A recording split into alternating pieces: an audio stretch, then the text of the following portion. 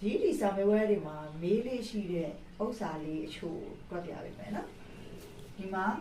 8 power 1/3ဒီ8ကိုထညောပုံစံပြောင်းရင်8ဆိုတာနှစ်အမြောက်နှစ်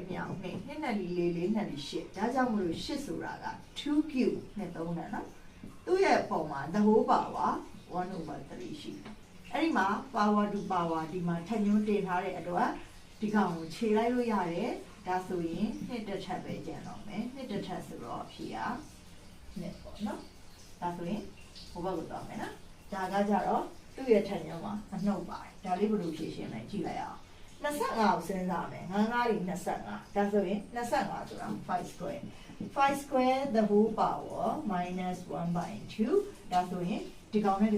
ည့်မယ်5 power minus 1ကျန်မယ်5 power minus 1ကိုအပေါင်းကိန်းဖြစ်ချင်တဲ့အတွက်ထညွန်းကိုအပေါင်းဖြစ်ချင်တဲ့အတွက်သူ့ကိုပြောင်းပြန်လှန်ချလိုက်မယ်1/5 power 1 5 power 1ဆိုတော့5ပေါ့နော်ဒါကလေးတွေသိထားဖို့လိုအပ်တယ်ထညွန်းဆိုင်ရာဖြစ်ရှင်လေးတစ်ခုပါ